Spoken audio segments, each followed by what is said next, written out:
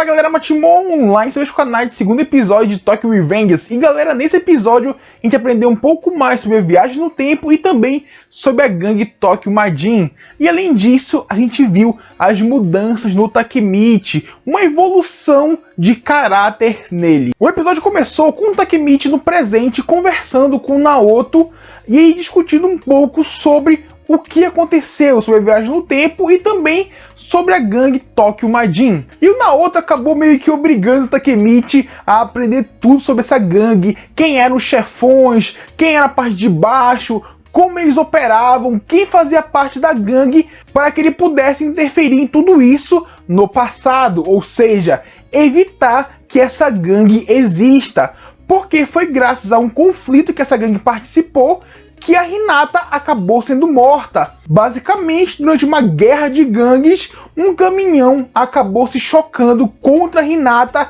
e esmagando ela em uma parede. Ou seja, pela lógica, se a Tokyo Majin não existe, logo a Hinata irá sobreviver. E essa é a forma que o Naoto pensou de salvar sua irmã. E além disso, eles também começaram a descobrir como funciona a viagem no tempo. Basicamente, o Takemichi consegue voltar 12 anos no passado no dia em que ele está no presente. Então, se uma semana passar no presente, ela também vai se passar no passado. Ou seja, enquanto ele está no presente, ele não consegue interferir com o passado. Ele não escolhe para onde ele volta.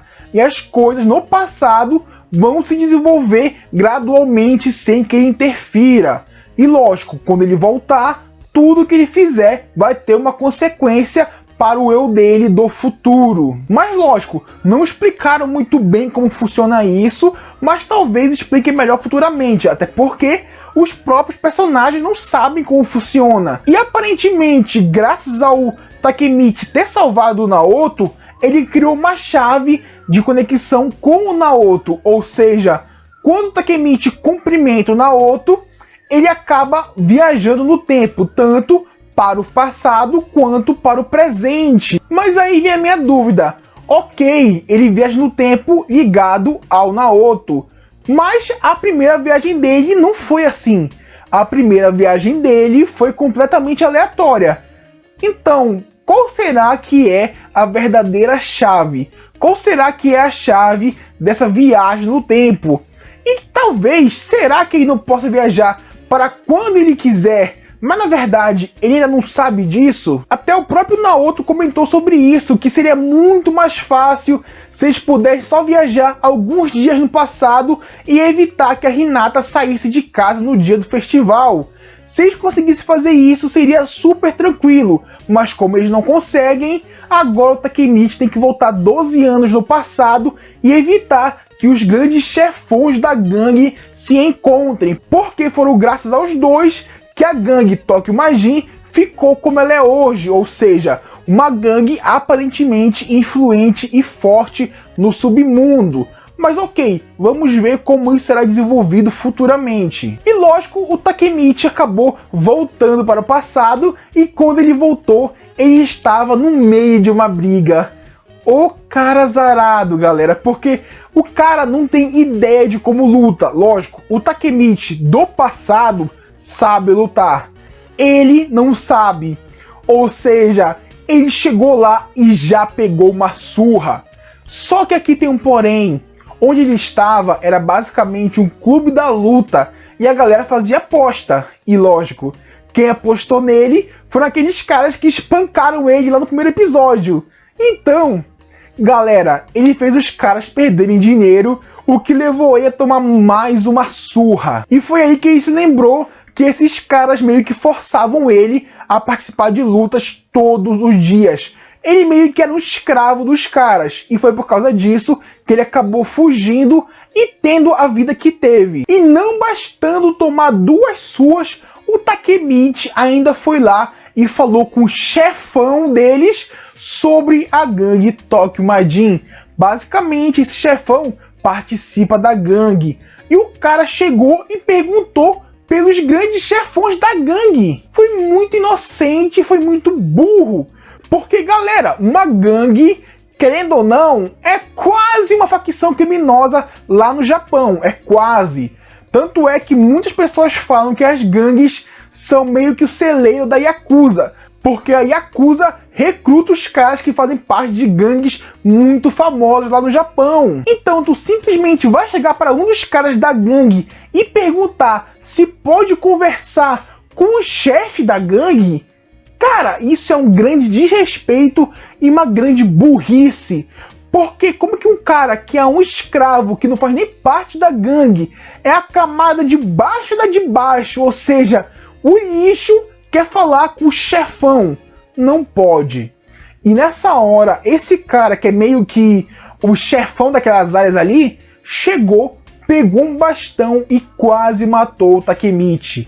Literalmente, ele espancou o Takemichi até arrancar sangue. E galera, agora eu percebi uma coisa, o Takemichi é bem resistente, porque ele apanhou muito, mas mesmo assim ele se aguentou. Então quem sabe isso não possa ser uma vantagem futuramente. Mas uma coisa também que foi muito engraçada é que o Takemichi chora muito. Ele chorou no primeiro episódio quando conversou com a Hinata, e de novo chorou depois que apanhou agora. E chorou muito. Literalmente é um bebê chorão. E lógico, após apanhar tanto em um dia, ele desistiu. Ele falou, eu não quero mais isso. Eu quero voltar para o presente e esquecer tudo isso. Eu namorei com a Hinata há anos atrás e a gente nem se fala mais. Eu não quero passar por isso. Lógico, galera. Porra. O cara, depois de 12 anos, voltar para o passado para tentar salvar alguém que ele não conversa e começar a apanhar muito, levar muita surra todo dia, o cara não vai querer, ele perde a motivação. Ok, é legal ser um herói, mas é muito ruim ter que apanhar para ser um herói. Então, o Takemichi querer desistir é uma coisa completamente natural e completamente realista. Eu gostei muito desse ponto. Então, ele foi correndo para a casa do Naoto para poder apertar a mão dele e viajar para o presente. Só que chegando lá, ele se encontrou com a Hinata, até porque, né, os dois moram na mesma casa, são irmãos. E quando a Hinata viu a cara dele, falou que queria protegê-lo, que se estivesse lá, teria brigado no lugar dele e tudo mais. E uma coisa mó fofinha, mó romântica, e nessa hora, o Takemichi inconscientemente acabou falando que iria proteger ela e chamou ela de Hina, que meio que um apelidinho. Então, os dois ficaram envergonhados, o Takemichi se despediu e a Hinata meio que falou, vamos nos ver amanhã na escola e tudo mais. E nessa hora o Takemichi começou a chorar muito, porque ele falou que a Hinata é uma pessoa tão boa que não merece morrer. E vem aquele velho dilema, porque tu vai estar te sacrificando para salvar ela. Querendo ou não, o Takemichi não é um cara forte e ele vai acabar tendo que tomar decisões muito sérias para salvar a Hinata.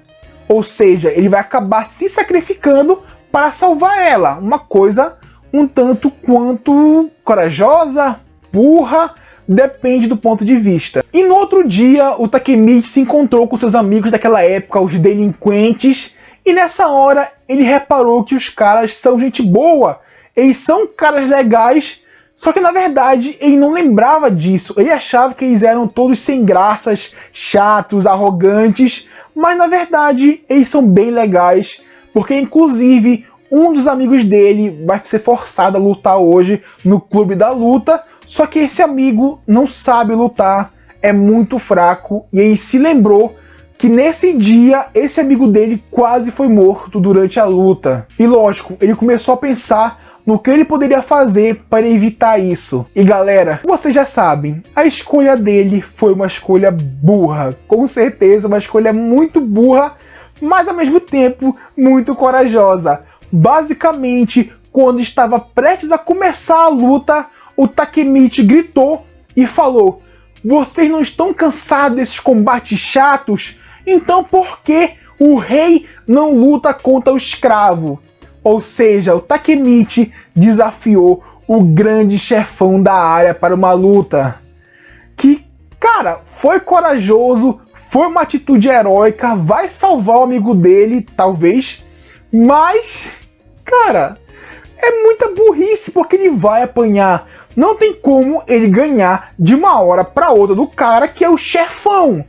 Ok, o Takemichi tem uma boa resistência, mas ele não é forte, ele não sabe lutar, ele só sabe apanhar. Então, cara, ele vai acabar apanhando e muito. O episódio terminou com essa cena, o Takemichi desafiando o chefão.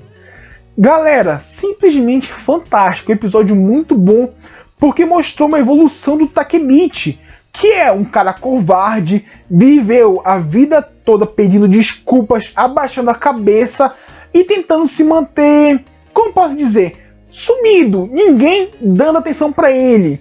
E agora ele está ali bancando o herói, querendo salvar seu amigo, querendo salvar sua ex-namorada e querendo ser um herói para todos eles, sem que eles soubessem disso, ou seja, é um herói, mas é um herói não reconhecido, o que é o maior tipo de herói de todos, porque ele se sacrifica sem que os outros saibam do seu sacrifício.